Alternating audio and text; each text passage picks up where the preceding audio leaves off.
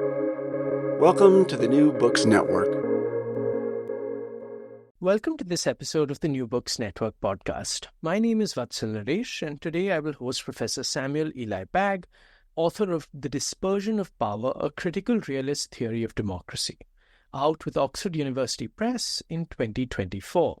This year, as many countries around the world, including most of the world's most populous democracies, have consequential nationwide elections. In many of these elections, democracy itself seems to be at stake. The dispersion of power is an urgent call to rethink centuries of conventional wisdom about what democracy is, why it matters, and how to make it better. Drawing from across disciplinary scholarship in history, social sciences, psychology, critical theory, Samuel Eli Bagg explains why we should shift our orientation away from understanding democracy as maximizing collective self-rule, and why prevailing strategies of democratic reform might make things worse. Bagg argues that we should see democracy as a way of protecting public power from capture, a vision that is at once more realistic and, as he will show us, more inspiring. The book presents an ambitious and comprehensive engagement with democracy's foundations, principles, and practices. Make no mistake, this work of political theory is profoundly worldly. It bears reading for those interested in politics across time, space, and scale, from the Reconstruction US to contemporary Hungary, Turkey, and Venezuela. Welcome to the podcast, Sam. Thanks, it's great to be here. Let's begin with a well-established and justified custom. What led you to write this book? Yeah, so I think the core of it is that I was just really frustrated with so much of what I heard and read about democracy, so much of the way it was discussed, both in popular culture and in more academic discussions of political theory, philosophy. It just seemed to me that the way that we talked about what democracy is, what it's doing, what it's valuable for, it was just so removed from what's actually going on in reality. When I think back, actually, this frustration started even before grad school. In 2008, when Obama was elected, I was an undergrad. I was ecstatic, like everyone around me. But I also remember reading and hearing all this commentary about what a sea change it was, right? All these interpretations of what it had meant that the American people had come together to make this momentous decision. And it struck me that, people were way over-interpreting actually what this meant. It was mostly kind of random, right? It was a little extra mobilization here, a few swing state voters there, mostly people with pretty idiosyncratic beliefs. If the housing bubble had taken a little longer to burst, the 2008 financial crisis hadn't happened until after the election, or if a few other things hadn't gone his way, Obama probably wouldn't have won at all, right? And those things, it's not some massive shift, right? I was writing a column for my college newspaper at the time, and that was a little contrarian column that week. Anyway, I guess even before grad school, I had a bit of that democratic realist spirit in me. But definitely once I started grad school at Duke, I wasn't sold on what political theorists and philosophers were saying about democracy either. Started taking more empirical political science classes on the one hand. At the same time, I also was getting more into critical theory, feminist theory, race, post-colonial theory, and all of that, ways we can talk about, I guess, in different ways, just kind of reinforced my sense that something was amiss in the kind of standard stories that we tell ourselves about democracy. What it is, why it matters, how to make it better. And so the point of the book is really just to try to provide a different paradigm for understanding it, right? A different way of answering those questions. You mentioned being a democratic realist, and actually that brings me to a question about the book's title, which is remarkably precise. Can you explain to us why you write about dispersion, power, critical realism, and democracy, and what can political theory offer to this conversation? Yeah, great. It's interesting you say that it's about it being precise. I mean, because some of the terms actually are meant to be deliberately imprecise. So dispersion and power in particular, right?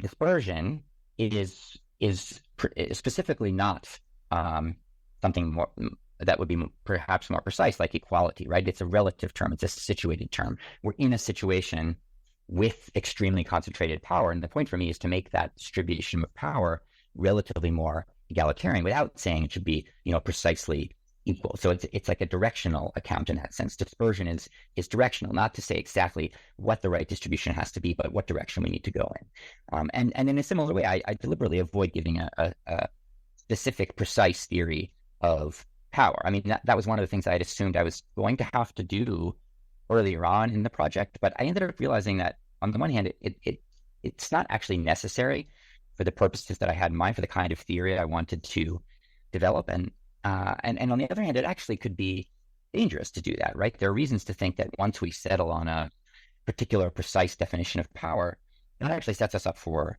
failure. The lesson we can take from generations of critical thinkers is that once we do settle on this one thing that they're trying to avoid, the power or the domination, or however we define it, right? New threats are going to become salient. New forms of power are going to be invented or become more important, which can escape the boundaries that we've set for them. So yeah, I'm a little skeptical of whether that's a good thing in the first place, to give such precise definitions of things like power. But either way, it's not necessary for the kind of mid-level theory that I'm trying to provide. Yeah, and I guess that brings us to the theory word in the title, right? I do have a more precise, or deliberate at least, conception of that here, because what I'm trying to build is a theory in the sense of a tool for helping us to think and act in the world, right? Really a set of tools, a set of interconnected heuristics for judgment. As I was saying, the thing that motivated this project from the outset is that there's this kind of paradigm for thinking about democracy that's lodged itself into our heads. Sometimes it's made explicit, often it's just operating silently in the background. Something just informing our thinking and acting and judgment in ways that ultimately I think can be counterproductive. And so what I'm hoping to do in the book is to provide a whole alternative paradigm, right? Which would ideally displace this other one that's been taking up space in our heads for so long.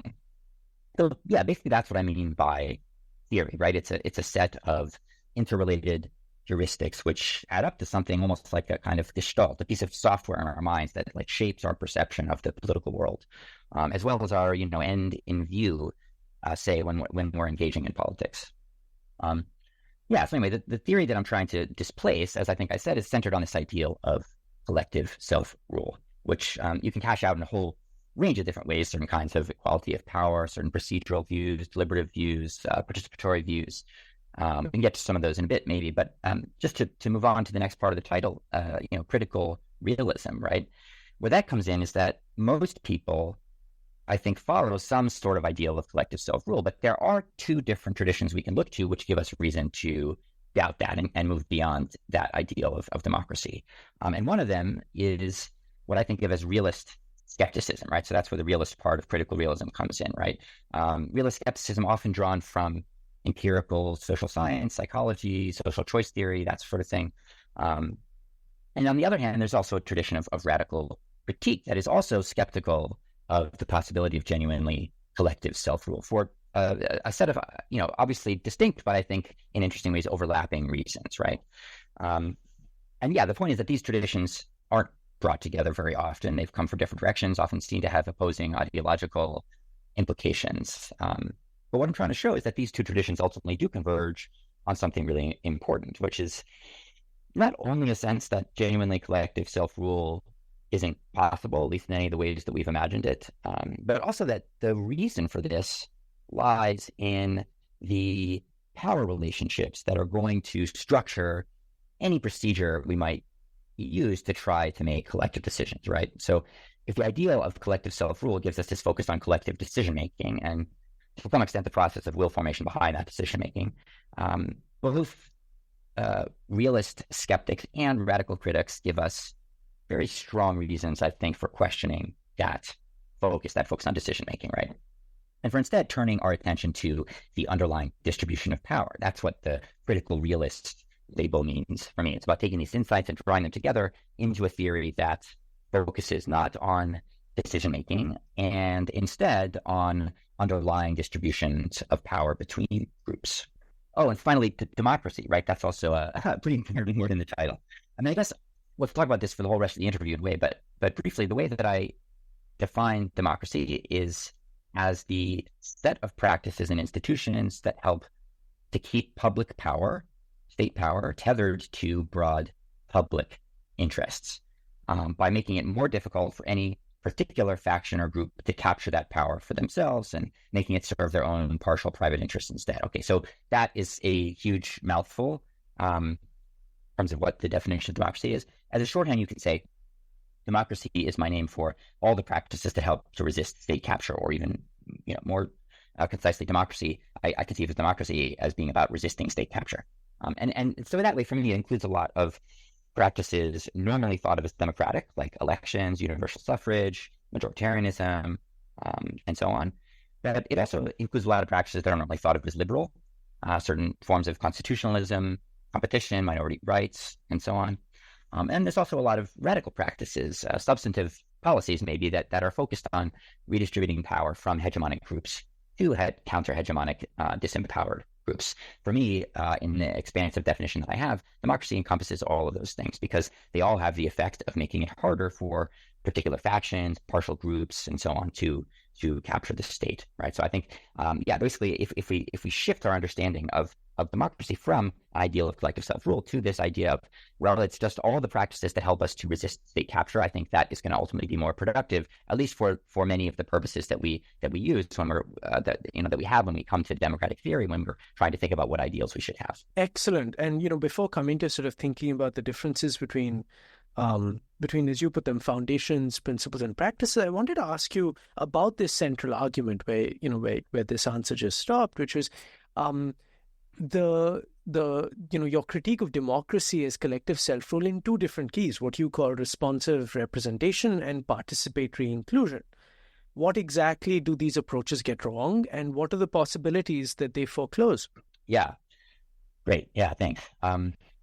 So there's many different versions of collective self-rule, some of which I don't discuss in too much detail.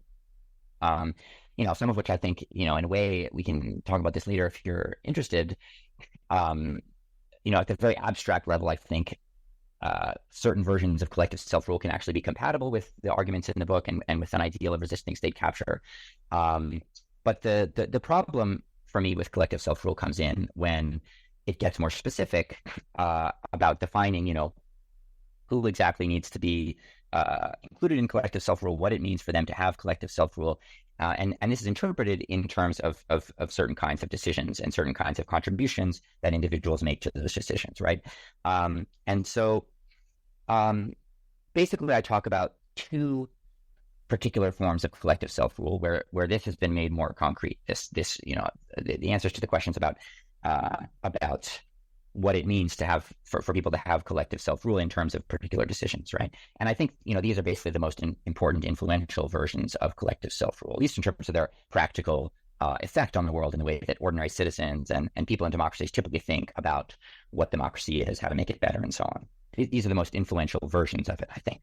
And it helps to illustrate, each of them illustrates a different way that I think making that very abstract idea of collective self-rule concrete in a certain way can lead us astray, right? In a way that if we remain at a perfectly abstract level, maybe it's compatible in a certain sense with the ideal of resisting state capture, right?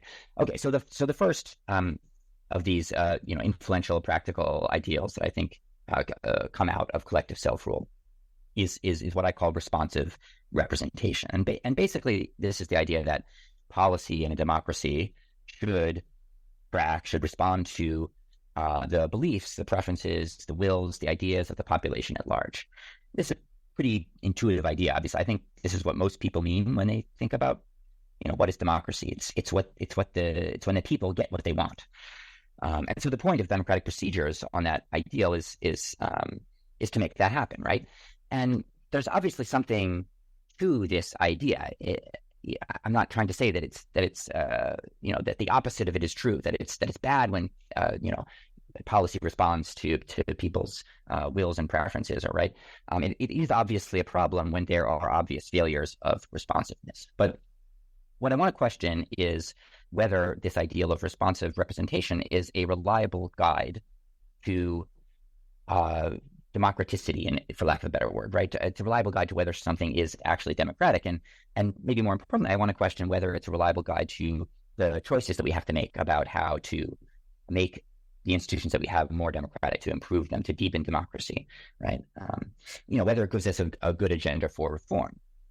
And in short, I think the reason that it fails us in these respects is that there's just no way for any set of electoral decision procedures of any kind, no matter how well organized they are, no matter how ideal the circumstances, there's just no way that they could ever reflect anything that we'd want to endorse as a genuinely collective will. And so if you guide your action towards that end, you're basically barking up the wrong tree.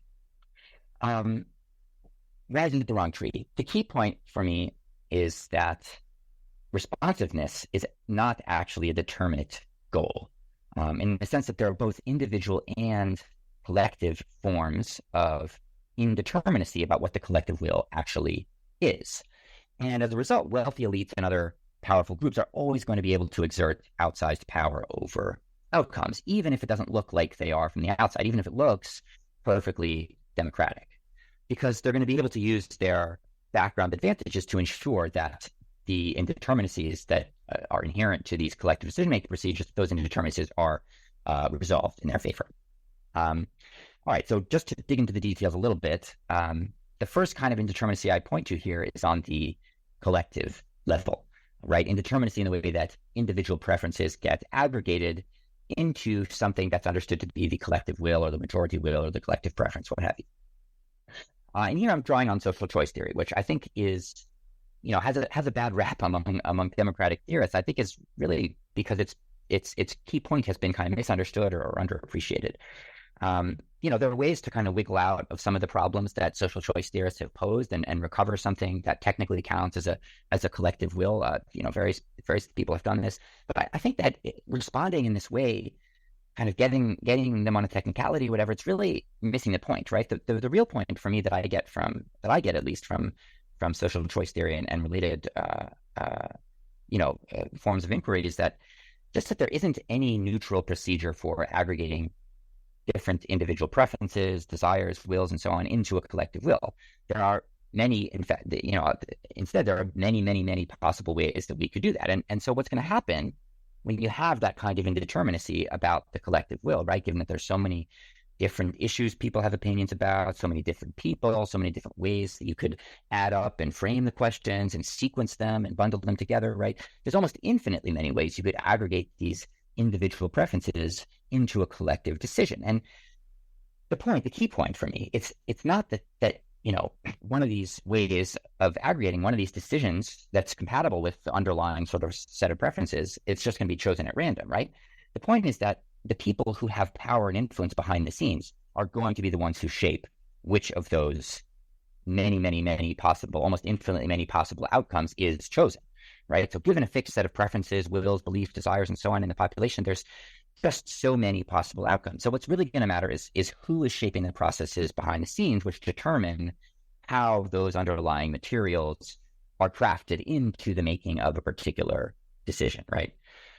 So just to say one more time, the problem is not incoherence as it's often framed, even I would say, to their detriment by the social choice theorists themselves, right? The problem is that it leaves this giant gaping hole through which background power relations enter the picture. So the thing that gets valorized as the collective will, it's rarely, if ever, going to be meaningfully collective. It's never going to reflect the underlying preferences or just the underlying preferences. That's like a substrate in a sense, but it also is going to reflect on top of that all the other elite manipulations that are happening to produce that particular result from that underlying substrate, right? So it shouldn't be trusted as a kind of secure democratic will. It's been shaped in all these ways by elites and other groups with outsized power. So all right, that was very long-winded. I'll try to be briefer in the rest of this, but that's the first reason to be skeptical of responsive representation as an ideal. That's collective indeterminacy. The second reason then is what I think of as individual indeterminacy, right? In the first part, in the collective case, we're talking about integrating, aggregating individual preferences into a collective will. And we're assuming in that process that there is this substrate, right? That is a coherent substrate, that people have well-grounded, reasonably fixed preferences that have meaning and depth. Maybe they're independently formulated, meaningful to the people who hold them. And that is obviously true of some of our preferences some of the time. But it's just not true of most preferences, I would say, most of the time. There's just so many issues in politics and contemporary political world that we just can't actually make a genuinely independent, informed, well-grounded judgment about all of them. And so we fill in the gaps. We resolve that indeterminacy by adopting the views held by people who share our various identity groups. That's not the only way we do it, but that's one of the primary ways that this happens. And for the record, I don't just mean, the hoi polloi here, right? I mean everybody. I mean elites. I mean myself. I mean everybody. This is how we all work. This is what we learn from political psychology. We all come to our political preferences and judgments on the basis of the various group identities that we have. It doesn't mean that we're never thinking, that we're never doing anything independent. It doesn't mean that we don't make some choices, say, between the different group identities that we have, for instance. Of course, there's that too, but the fact that remains that we're heavily shaped and motivated in so many of our preferences by our group identities in ways that we can't fully grasp and understand and can't fully correct for. And what that means is that the individual indeterminacy, right, like the collective indeterminacy, opens up this space for elite manipulation. Right. And what slips into this space, obviously, it's going to be whichever groups have the most power, the most organizational capacity, the most resources, right? They're going to be able to shape the way that people understand their political identities, what they understand those identities to require of them, how those identities are included in the political agenda in terms of the political parties and various organizations, right? They're going to shape which identities are salient in any given moment.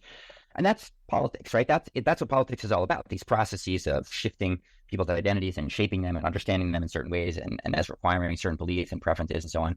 And the groups that have greater organizational capacity and resources, they're just going to be so much better at that process than other groups. And that's essentially, so it's the same point in both cases, right? The collective and individual indeterminacy.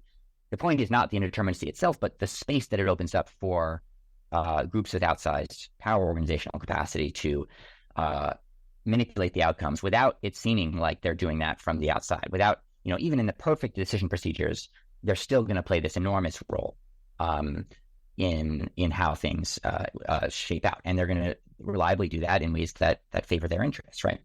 So again, just to kind of sum up on responsiveness, there's obviously something to it. We can't just disregard all individual preferences as complete hogwash, as false consciousness, something like that. I'm not saying that, right? But we also just can't ignore the fact of this influence if we're trying to develop a genuinely egalitarian democratic theory. We can't just regard whatever people, happen to think as the end-all and be-all of democratic outcomes. What people happen to think, what people happen to say, what kinds of preferences they happen to hold, that's also shaped by these power relations. So we can't just ignore that when thinking about the democratic outcome. So yeah, for both these reasons, the collective and the individual indeterminacy, I think we just can't trust the results of, responsiveness as a guide to what's democratic. On the one hand, when there is perfect policy responsiveness, right, which does happen sometimes, it does seem to be at least, much higher responsiveness than we would expect, given what I've said, right? That's not necessarily a true guide to everything that's going, that everything is going right democratically. There's many other things that might be going on behind the scenes that should make us question the result and think that it's not perfectly democratic. And on the other hand, there are times when the democratic outcome is something that doesn't respond to the sort of expressed beliefs and preferences of a majority. Say the classic, think of classic examples like a majority wants to violate minority rights and so on. My point is that, it's not that policy responsiveness, responsive representation isn't valuable at all.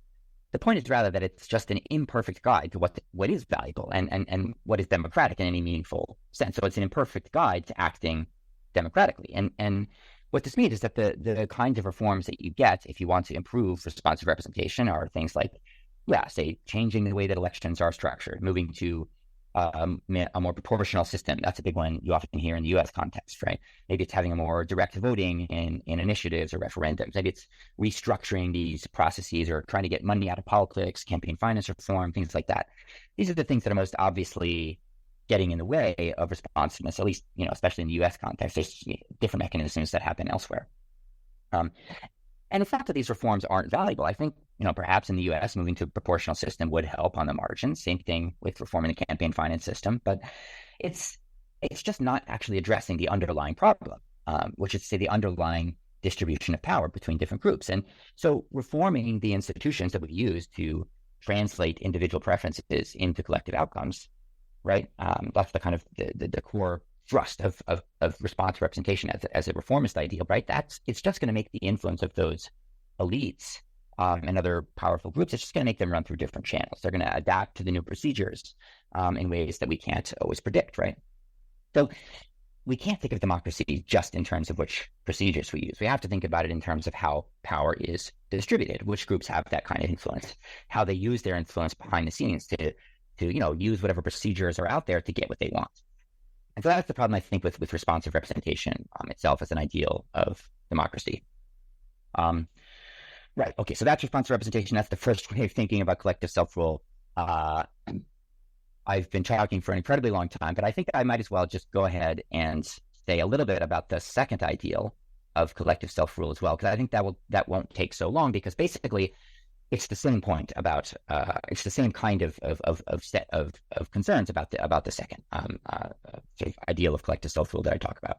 All right. So that the second ideal is what I call participatory inclusion. And this is actually probably more influential among political theorists and philosophers, right? Responsive representation is the ideal that's held by the vast majority of the public, I think, and it's assumed in certain sectors of political science and punditry and all sorts of other things. And but it's not particularly popular among political theorists and philosophers because they, in a way, many of them recognize a lot of the problems that I've just brought up. And in a way, I think actually what I call participatory inclusion, this idea, it's linked with participatory democracy, deliberative democracy, Deweyan pragmatism, critical theory. In a lot of ways, it's kind of the most influential ideal to come out of political theory and philosophy in the 20th century. And it inspires almost everything that goes today by the name of democratic reform, democratic innovation, right? Instead of trying to adjust electoral institutions so that the outcomes better reflect people's preferences, there was, a raft of reforms trying to do that in the early 20th century, which had some positive effects on the margins, but didn't really shift things dramatically.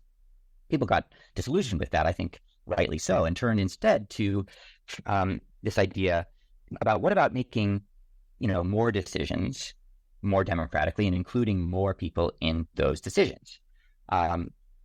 And this tends to be on a smaller scale in collaborative settings where people are able to deliberate and come to decisions together in this collaborative spirit rather than farming out those decisions to representatives.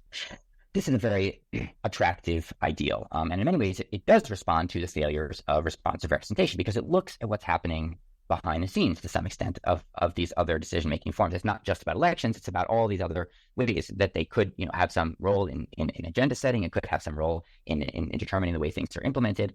And it includes people in these spaces that they haven't been in before. Which is, sort of partly responsible for the problems that we have with responsive representation, right? These hidden forms. But the thing is that if the issue is the underlying imbalance of power, which I argue that it is, even this kind of participatory inclusion doesn't actually solve those imbalances, right? It still sets people up as individuals in these collaborative, neutral, participatory forums where they're then supposed to, fight for their interest against groups that are ultimately much more powerful, better organized, better resourced, better informed, and so on. Those groups, the powerful groups are going to win in those contexts, not every time, but most of the time, just like they already win, most of the time in electoral context. So proliferating these deliberative participatory forums, right? I'm not against it per se. I don't think it's a terrible idea, but it's just not going to get us the democratic outcomes that we really want, that we really need. It's still positioning ordinary people, counter-hegemonic groups. They're still at a huge disadvantage in these kinds of forums. So again, the problem in both these cases, responsive representation and participatory inclusion, is to focus on particular processes of decision-making rather than the underlying distribution of power. Okay, so with that marathon answer, I think I finally addressed my critiques of these two versions of collective self-rule. No, I think I really appreciate, and I think I think listeners will as well, the thoroughness of this answer, because it really does set up the fundamental argument in the book and why you're asking us to join you in a qualified jettisoning of these ways of thinking.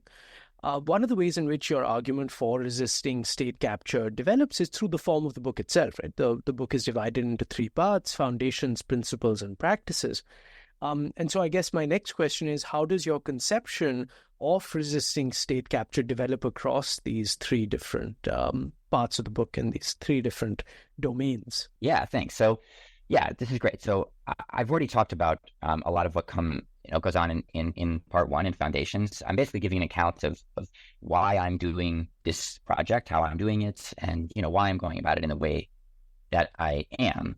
And a core part of that is explaining why the most prominent ways of thinking about democracy aren't serving us as well as they should, right? So there's the first chapter really just laying out the kind of theoretical, methodological, normative commitments. Here are the questions that I'm interested in asking, because they're not quite the same, I think, as the questions a lot of democratic theorists are asking, or at least I'm not asking them in quite the same way. And so I try to explain, why I'm interested in asking these questions rather than others. And then the next two chapters are basically devoted to the answers I just gave up, these two most prominent versions of collective self-rule, responsive representation and participatory inclusion, explaining why I don't think they give us satisfying, reliable answers to those, at least to the sort of questions that I'm interested in asking, right? About what explains the value of existing institutions and what our most important priorities should be in making them better. So that brings us to the second part, principles, which has 4 chapters, I think, and it's really the theoretical core of the project. It's where I present the details of my own alternative account, which is grounded in this idea of resisting state capture and ultimately dispersing power rather than collective self-rule, right? So chapter 4 is the first of that. That's where I delve into the meaning of state capture, analyzing all sorts of case studies, examples, and also just giving my account of the empirical claims that are central to the conclusions I go on to draw, right? Claims about who actually has power, which groups are hegemonic, and so on. Because I think it's important to me that, right, not everybody's going to agree with all the empirical claims that I'm putting forward here. And I think that actually the theory can still be useful to people, if they don't share all of those claims about, the extent of oligarchic capture and so on, right? A lot of it comes in the book. After that, the arguments in a way hinge on these empirical claims. But I think what's interesting about the structure of the theory is that you can reject those claims, or you can and you can still follow along with the moves of the theory and just get slightly different conclusions out of it, right? So in any case, that's chapter 4 on state capture. Chapters 5 and 6 are really laying out the kind of the 6 core principles, as I see it, of democracy. So there's 3 liberal principles that I talk about in chapter 5: constitutionalism, competition, universalism.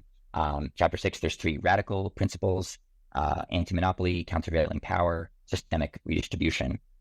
And in the last chapter in that part, chapter 7, is where I try to clarify the big picture, right? The kind of overall gestalt, if you will, that I'm trying to, help people have in their heads instead of the one that they currently have, right? By drawing out some all things considered implications of the ideal, sending it to the distant future, kind of utopian horizon, using it to work through some difficult tensions, and comparing it to some of the other approaches in political theory. There are many out there that are related, allied, that I have a lot in common with, things like agonism, the emphasis on contestation, republicanism, pluralism. So I've been a bit bombastic so far in my description, saying we need to completely rethink democratic theory. Obviously, there's people who have come before who have said a lot of at least some of the things that I've said. So I think I'm putting them together in a slightly novel way, but certainly there's a lot of allies out there before who have come before, and I'm drawing on them. So that's kind of where I clarify my relationship to those other ideals. And then part 3, the last part, I call it practices. That's where I go into more detail about what it actually looks like to kind of use these heuristics, right? If the theory that I'm trying to build is like a set of heuristics for thinking about democracy, part 3 is trying to apply that to various kinds of contexts, various kinds of questions that we repeatedly face in democracies. Right. So one of those contexts that's important is, how should we orient ourselves towards existing electoral institutions? How should we value them? Should we how should we think of our votes? How should we understand our relationship to these institutions? That's chapter 8, where I address those kinds of questions. Another question that we repeatedly ask ourselves is, about what kinds of policy reforms that we should aim for, right, to try to deepen democracy, democratize the state in a way. And that's chapter 9, where I kind of address those questions. And then chapter 10 is about the question of what we should actually do here and now, right, outside of the state, given that we don't yet have the power to change the policies that I'm talking about in chapter 9, and also in other of the parts from of part 2, where I'm talking about all the radical priorities that I think we should adopt, right? How do we actually start to achieve some of those priorities? Right. The major point I'm making in the rest of the book is that formal institutions, decision procedures aren't so important. What really matters is the underlying distribution of power, resources, organizational capacity between different groups. So the most important question, in a way, is how do you change that balance of forces, the balance of forces that is producing our current institutional, arrangement, right? Without presuming the problem, presuming away the problem that we're trying to solve. It's not an easy question to answer. I'm not sure that any answer is completely sufficient, but the answer that I come to in chapter 10, the most promising answer that I found so far, basically, is to highlight a really specific kind of organizing for power that is shared between a number of different traditions. So maybe I'll stop there and we can talk more about that later. But I just want to highlight that I think that in a way that's the most important chapter of the book in terms of its practical scope and recommendations, because none of the rest of it gets off the ground without that in place, without that shift in the balance of power that comes from better organizing among people, among disempowered groups, counter-hegemonic groups, ordinary people. So yeah, thanks. Thank you, Sam. That's a really helpful account of the overall architecture of the book as well. To try and zoom in to your methodological approach, I found a fascinating reference to Dewey in the first chapter, where you mention in a footnote, your sort of approach is being similar to the pragmatist normative heuristic. Try it, you like it. Can you tell me more about how Dewey informs your thinking about democracy in this book, and how, in particular, this disposition or this approach to political theory makes its way into the book? Yeah, sure. So Dewey is complicated. Dewey's complicated. My relationship to Dewey is a little complicated. He wrote a ton. I mean, that's the 37 volume, 57 something. Whatever the number was, it was too high when I was early in my graduate career thinking about writing a dissertation on Dewey. So anyway, I was very interested in Dewey at the beginning of my sort of journey, basically because so many of the things that he wrote resonated very strongly with me, especially what I was reading about the project of political theory, what we're doing when we're doing political theory philosophy, what it means to do theorizing, how that theory should tack on to practice, political practice in particular. So an early paper that I wrote on Dewey focused on the method of political theory, right? He already in his time was fighting against a kind of doing philosophy that was very removed from practical questions. And I think it's only gone, there's lots of different trends in philosophy, so I won't say anything, too general about that. But in any case, I wanted to highlight there are some aspects of philosophy, I think, that, and of political philosophy in particular, that are frustrating me in a similar way that they frustrated Dewey. So I wanted to highlight in that early paper, right, this aspect of Dewey's philosophy and turn that into a more maybe explicit method for what political theorists should do, or at least, not the only thing that they should do, but at least one other thing that they can do that I think not enough of us do now.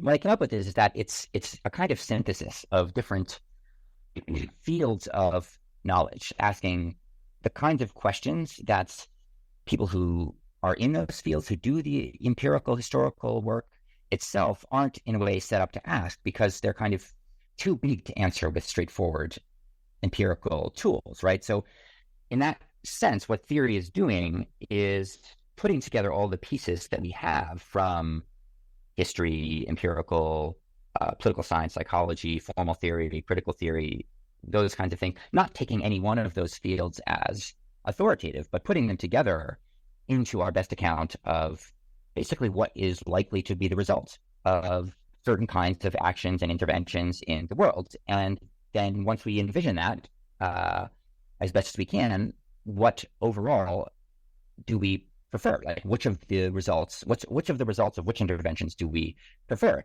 And then what does that tell us about the kinds of heuristics that we should follow? So it's a kind of meta prediction in a way, and imaginative prediction, right? Understanding how the choices that we make, what the stakes are of the choices that we make, and how that should bear on what the on the kinds of heuristics that we should follow, right? If we sort of generalize from analysis of particular cases and particular choices, and right, what does that say about the kinds of heuristics we should follow? Does it help us achieve our normative political goals, say, to focus on proliferating decision-making forums at the local level in which individuals participate? Or does it profit us better in terms of our normative goals if we focus instead on building institutions of collective countervailing power? That would be one question we might ask in general, right? Like, not in any particular situation does this require a decision-making forum, or does it require collective countervailing power? But in general, what heuristics should we generally try to be focusing our attention in building democracy and deepening democracy on building institutions of collective countervailing power? Or should we be focusing on participatory inclusion, right? And the book basically is a long argument that we should be focusing on collective power, collective countervailing power, institutionalized power, rather than these decision-making forms, these participatory inclusive forms, which is, again, not to say that participatory inclusion is never valuable, right? There are lots of contexts where it is. But the book is the argument that the heuristic we should be using in democratic theory and democratic practice is generally favoring the institutions of collective countervailing power.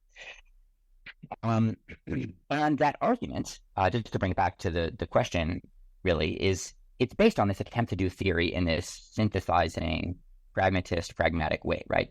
The role of the theorist or the philosopher here is not to be the best analyzer of concepts or to do the most precise definitional work at the highest level of abstraction. There's room for that sort of thing too. I wouldn't want to say that, but there's also a role, I think, for another kind of theoretical approach, which is the one I'm trying to practice here, right? Which nobody else is doing because it's not their role either, right? Social scientists, empirical political science, historians, like very few people are doing this kind of thing. And so there's a role for political theorists to be the kinds of people who try their best, with lots of failure and so on, but try their best to integrate everything into the most comprehensive answer we can get to these kinds of questions. And in a way, aside from just being a thing that we could do, I think it's also the thing that a lot of the people historically who we think of as political theorists, that is also what they were trying to do, right? Before disciplines became specialized, before philosophy had to work so hard to carve out space for itself outside of what the scientists were doing, what other disciplines were doing, philosophy became the thing that was only the most abstract definitional questions and not any of the other stuff, right? And often in philosophy, you hear today, right, that's an empirical question, as if that places it outside the bounds of philosophy, right? That makes no sense to me. And it would have made no sense, I think, to the people we consider political theorists and even political philosophers in the past, right? So instead, I think we can have a vision of political theory and philosophy that is about integrating many different other fields of knowledge. And that's what I took from Dewey when I'm trying to do in the book in that sense. Then, of course, just to say something else about Dewey, I mean, there's the question of Dewey's democratic theory, right? He just wrote a lot of stuff. As I said at the beginning, he wrote a lot of stuff over a long period of time. And sometimes, in terms of his substantive theories, I think he says things that sound great to me, that sound very much in line, right? There are things about groups and power and labor unions and building countervailing power. And that Dewey, I love. Also, it's been brought out by a number of different interpreters. Then there's also the Dewey that is the favored theorist of a lot of deliberative participatory Democrats. And that's obviously there too in the Dewey, right? So I think it's just a question of priorities, right? It's not like I think deliberation is bad. It's just a question of what we're prioritizing. And for me, it's much more important to build these organizations of institutionalized collective countervailing power, specifically on behalf of counter-hegemonic groups, rather than these more neutral spaces that are just about building civic virtue, civic education, participatory inclusion in this more collective, collaborative, cooperative sense. I think that sort of thing can often be a mask for power. So to the extent that Dewey is often read as an advocate of this, I'm not so compelled by that strand. That's within Dewey. But I think there are also strands in Dewey that are more sympathetic to the kind of perspective that I advocate, right? I'm not, a Dewey interpreter per se, and in the end, I decided not to go that direction in my work, but that's the sense I get from the people who are Dewey interpreters, right? That there are these different strands, and I just emphasize some of them over the others. But yeah, just to say that the real thing that I myself took from Dewey most directly is this vision of what the role of the political theorist is or could be in terms of their sort of disciplinary and theoretical orientation. Well, what I also really like about the way in which you build your engagement with Dewey, but also with a number of the different sort of dominant ways of approaching many of these political problems, is to try and sort of create the space for a new vocabulary, because in many ways a lot of the debates that are well founded in political theory seem to sort of create more complications. And one of the places where that happens, I think, very, very richly, and I'll encourage readers to look at it closely, and in particular was what was my favorite chapter, which is chapter 7.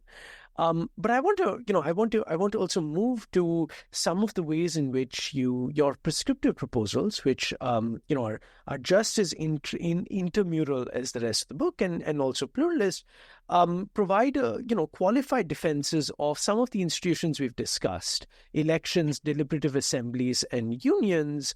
And so I wanted to ask you, what is it that animates these prescriptions, and how do these particular prescriptions, the ones that I mentioned, elections, deliberative assemblies, and unions, when properly used, protect against state capture, and therefore actually perform the role that we might expect of them as democratic institutions? Yeah, great. So, yeah, just to kind of clarify, I mean, I think there's a ton of different kind of things that I recommend, endorse, put as possible implications or applications of the principles in the book, because it's not meant to be like the one true path or anything like that. It's really supposed to be a set of tools, heuristics for thinking. But yeah, so there are some really things that I think of as especially important, right?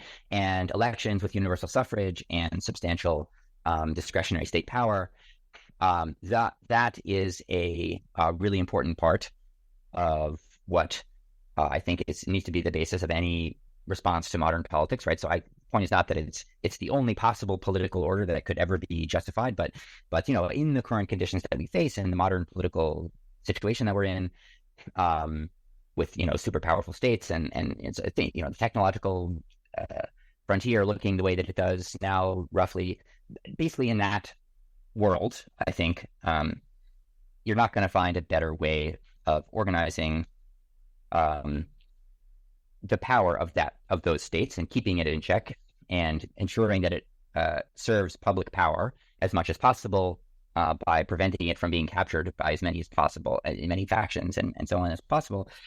You're not going to find a better way of doing that at the most basic fundamental level than having people compete for power in elections, which are accessible to the votes from every all adult citizens or residents. I mean, that it's not my project here to argue about the specific about that specifically, but yeah, the point is to give an account here in chapter 8 of what it is that elections do, why they're valuable, why they are completely indispensable actually for any response to modern politics, and at the same time, in the same breath, even as we give them our extremely strong, robust endorsement, we also have to acknowledge their profound insufficiencies, right? And that for me is one of the key advantages of this resisting capture approach, is it gets very intuitively both, I think, at what elections do well and what makes them indispensable, and at what they don't do and what needs to be done better, and how they need to be supplemented, why they need to be supplemented by many other democratic practices, right? Because elections are, I wouldn't say, certainly not flawless, certainly not perfect, but they're the best way we know how, much better, I think, than any other way that exists, or even that we could dream up, at preventing certain really devastating, dangerous forms of capture that come from political violence, capture that comes from tyrannical abuse of power and things like that, right? These are just some of the worst things that ever happen to humanity, and they're even worse. The more powerful states are, the more further we sort of enter the modern era, right? The worse those outcomes get. And so, even though electoral systems, democratic systems, all the problems that they have, all the issues, with social choice and with political psychology, despite all those issues, I think there's just no contest in terms of whether, between elections and other ways of organizing power, right? The downside risks are too high of any other system. So we need to be able to appreciate that. And at the same time, go around and say, look, there's so many other forms of capture that are perfectly compatible with that system of elections and this system of liberal rights and constitutional protections and so on that support them, right? That liberal constitutional democracy system that we have is very good for achieving certain things, and it is also compatible with extraordinary, pervasive capture by wealthy elites, by various other groups. It's perfectly compatible, for instance, in all of the states impacted by European imperialism, by white supremacy. It's impacted almost everywhere by state capture by men at the expense of women, patriarchy, right? These are all different forms of state capture as I view them, and they're all perfectly compatible with liberal electoral constitutional democracy. And so in order to really balance the power between groups and resist the capture of those other kinds of groups, there needs to be a lot more going on in terms of democratic practices. So that's where I go beyond elections, and that's partially in some of the earlier chapters of Part 2, but also in these chapters of Part 3, where I'm going more into detail about the practices, right? What substantive policies, what aims should we have, and what sorts of things should we be doing outside the state. And here, the way I basically think about it is that most things that we try to do are going to fail, right? Because the problem that we're facing is really, really, really hard to solve within the confines of a broadly liberal constitutional electoral democracy, not violating those principles too much in ways that would endanger that system. We have to somehow find ways to uncapture the state, to balance the power of elite groups and other powerful groups that have for so long and so successfully been able to use state power in their own interests. And when that's the scale of the problem that we face, right, most practices, most organizations, most institutions are going to be captured by the people who have advantages in that respect, people who have more organizational capacity. That's essentially what it means for them to have more power, is that they're better organized, that they have more resources, that they're better informed, that they're better able to figure out what things are important, how decisions get made, how to exert their influence most effectively. And then they're better positioned to be able to do that when it's a collective group of some kind, right? To put their resources to use to get their interests served by the state, or through other vectors. That's what it means for them to have more powers, that they're better able to make these kinds of demands. So whatever institutions we have, whatever kind of electoral system we have, whatever voting rules we have, if it's going to be direct democracy, referendums, initiatives, it's going to be a deliberative system, if it's going to be unions, other kinds of social organization, whatever it's going to be, everything is subject to capture. And everything for that reason is mostly going to fail to achieve what I think of as genuinely democratic goals, in the sense of, improving beyond that sort of basic protection against the worst forms of capture, right?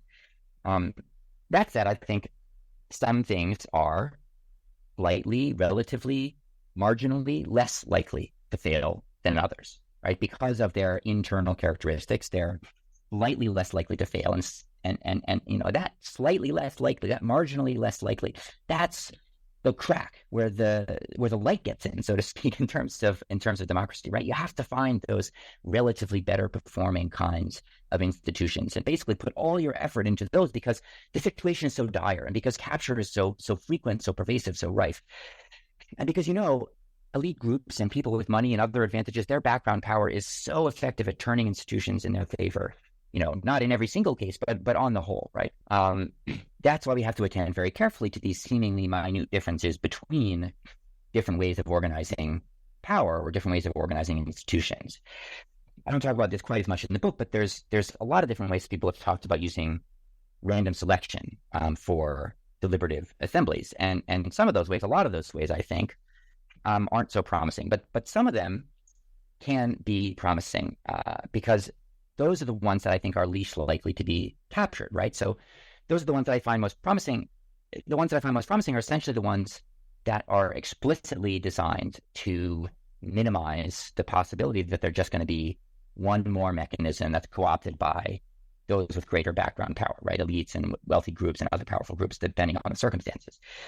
So the kinds of sortition-based, lottery-based, random selection-based institutions that I am most supportive of are kind of a certain kind of oversight institution with a certain kind of limited scope in terms of their questions that they're asked, and a certain kind of structure, adversarial structure, right?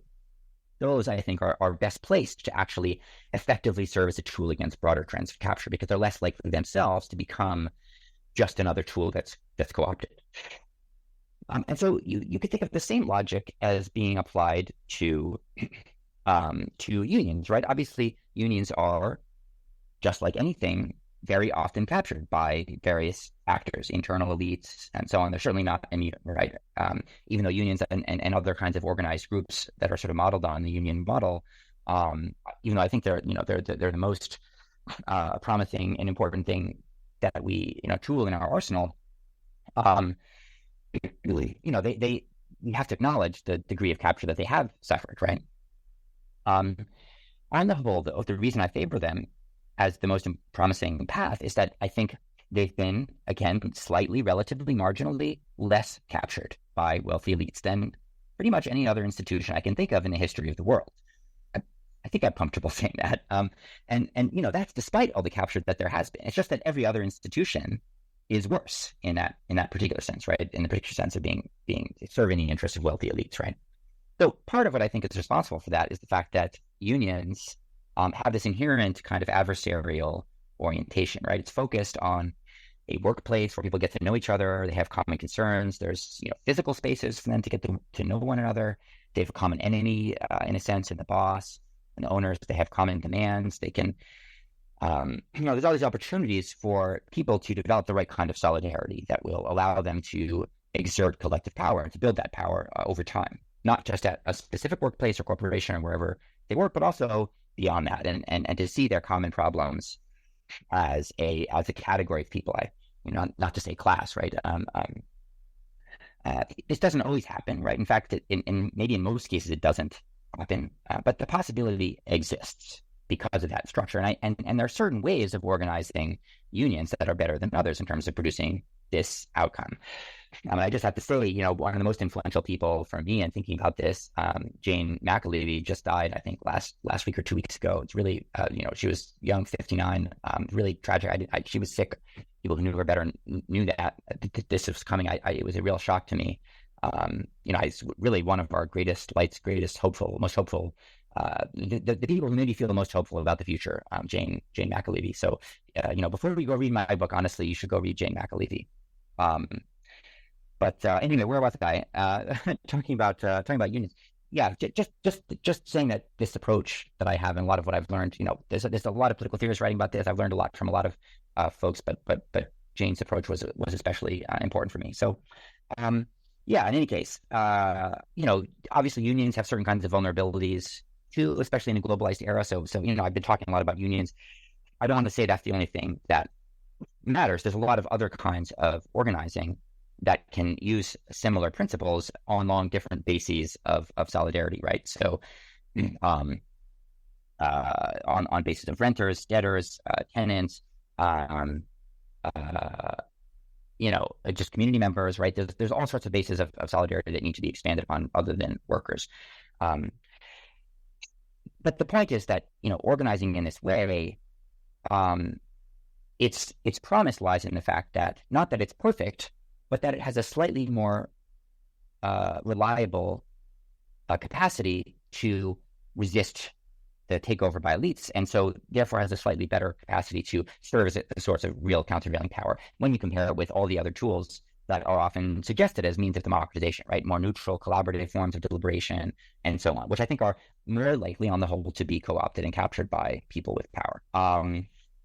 So that's basically how I see the contrast between the kinds of democratizing institutions that are more commonly proposed as ways of deepening democracy beyond the kind of electoral space, and the ones that I think are the most promising. And I think the stakes of that are pretty high, even though the differences can in some way seem like a little minor from the outside, right? Because of the scale of the problem that we're facing, really we have to be firing on all cylinders, and we have to be doing the right things. And so these seemingly minute differences between strategies, like that is actually the core of what matters.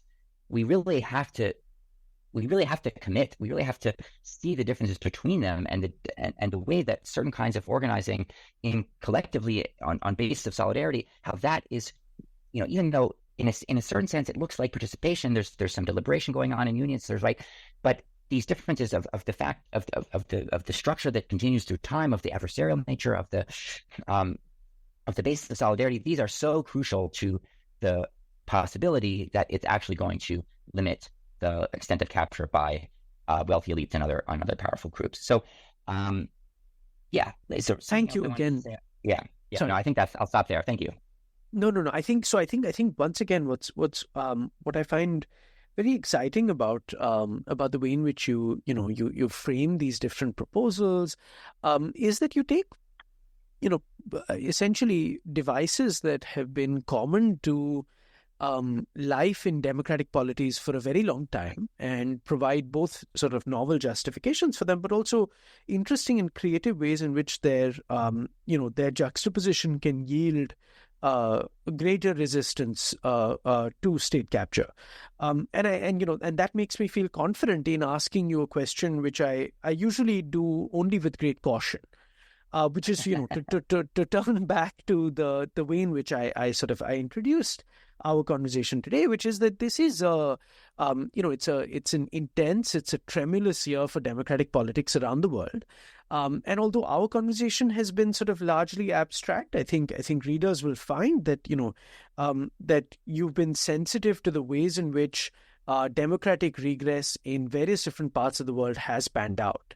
And so I would like to ask you, how might readers of your book engage with, changes in political discourse that, of course, track contemporary political events, but also perhaps how they might approach the choices that they must make, as voters, as citizens, informed by the dispersion of power.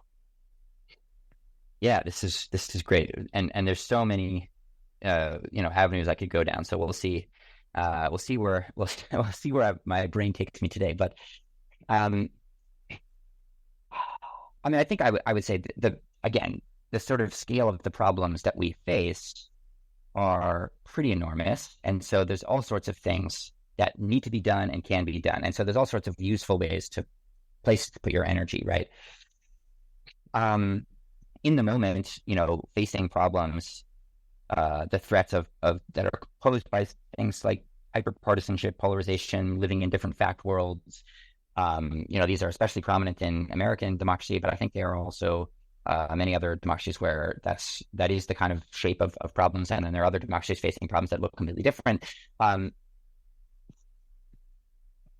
Those kind of problems need to be addressed directly with the kind of tools that you would maybe think of most obviously for addressing them, right?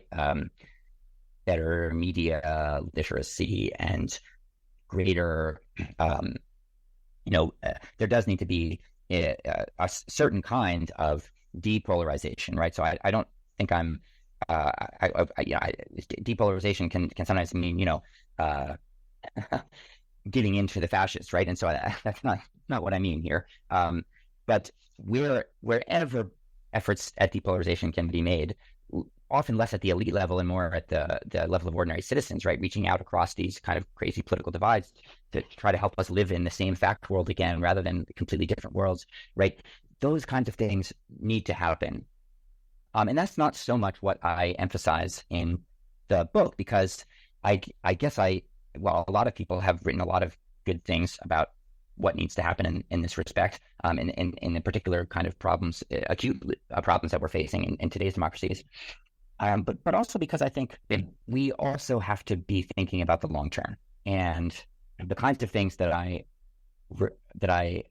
discuss and put a lot more emphasis on in terms of the long term health of democracy, in terms of the bigger picture of ensuring that there's a relatively egalitarian balance of power between the different social groups that live in societies. In those terms, that's always going to be important. And it's going to help also with the other problems that we're facing, right? So actually, one of the things that brought me to the ideas of organizing in the first place, not just in unions, but also in community organizing, the Alinsky tradition, and also in movement organizing, the Black Freedom Movement, folks like Ella Baker, right? In this last chapter, I'm drawing together sort of union tactics with tactics from these other movements. One of the things that brought me to all these traditions is the way that they are focused on the one hand on building collective countervailing power, but they see that in order to do that, you have to engage large numbers of people, wide groups of people. You can't just engage the same people, the same activists, the same people who are already on your side.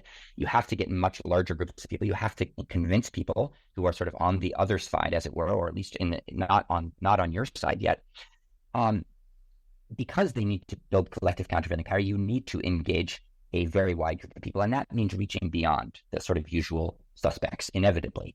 And reaching beyond the usual suspects brings with it a number of other sort of requirements, right? About the kinds of goals you need to adopt. You can't just have only a long-term goal in mind. You have to keep people involved by getting them by showing how the actions that you're taking, the collective action that you're taking, has concrete benefits along the way. You can't have a politics of purity that just excludes everybody who doesn't already agree with you from the beginning from even participating, right? It has to be issue-based and specific, and you have to form coalitions. And even when it seems like you're forming coalitions of people who are impure in some way, right? Like that's part of coalition building in politics. And I think all these organizers recognize that, because that's the only way to build mass movements on the ground. Otherwise, you're just stuck with the same group of activists, right? So where I was going with this, I think, is that this strategy of organizing, this kind of organizing, requires the sort of bridge building, actually, that we need to get beyond partisanship. The kinds of, one of the reasons that, and there's a lot of good empirical work on this, historical work on this, one of the reasons that we've become so, separated in terms of our completely different fact worlds that we live in, is that there aren't these common institutions that people share and are part of, like unions and so on, that people used to integrate people across social divisions, right? So this can, now I'm starting to sound like somebody who's just calling for a generic sense of civic virtue, social institutions, and I think there's some role for that kind of thing, sort of generic civic virtue, but really, what's most promising about these kinds of institutions that I'm most interested in, unions and community organizations and movement organizations, is that they do both, right? They both integrate people into a shared fact world and reach out beyond the sort of usual suspects, and they really, in some cases, build bridges and across different lines of social difference, right? And they're doing that in a way that is going to not just sort of support the status quo, but it is going to build power to defeat hegemonic groups, right? You need to combine both of those things, and that's what the groups that I have in mind do. Okay, so just to say, bring it all the way back to your original question. Yes, people should do it all. They should obviously be voting, not because they're choosing, the writing a love letter to their candidate, but because it's the one that's most likely to prevent the worst forms of state capture, right? If you see your vote in that way, maybe you won't have so much trouble voting for somebody you disagree with, right? You should do that. Obviously, people should be trying to depolarize where they can, and also, there are some cases that require repolarization, if that's the only way to draw the battle lines correctly in the way that's going to achieve collective power, right? But the organizers always say, depolarization is temporary rather than permanent. It's always issue based rather than all encompassing, right? So we should do all those things. The thing that you should focus on throughout that and in the background and always is these kinds of organizing, right? So find some place where these groups can be built, some place where organized collective power can be built.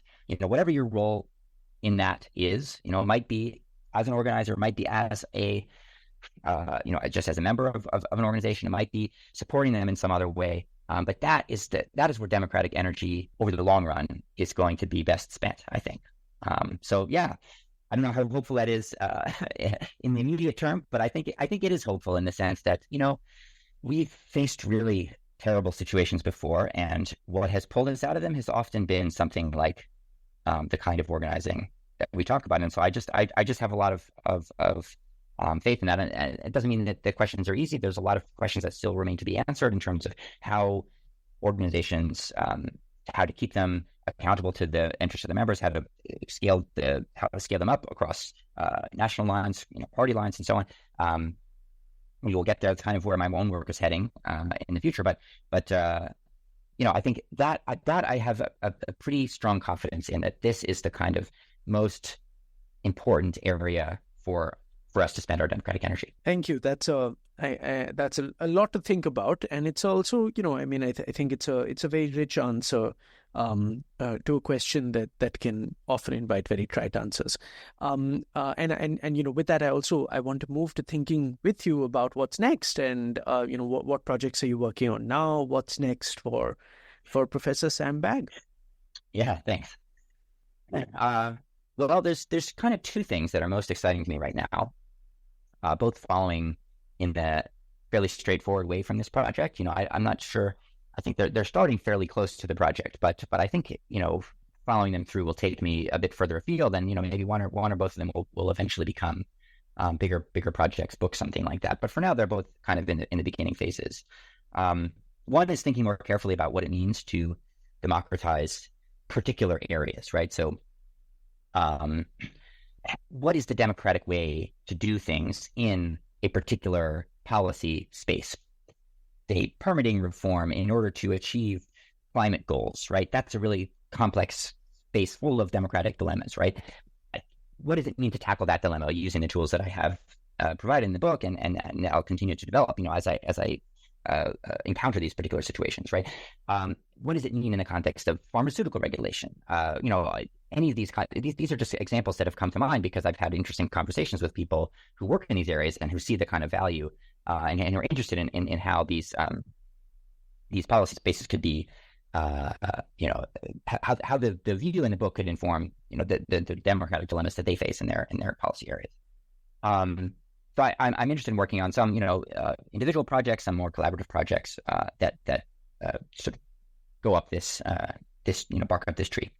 And then the other one is basically the one I was just hinting at in the end of my last answer, which is the challenges of creating, sustaining, countervailing power, keeping it accountable to people, scaling it up over the large scale, right? And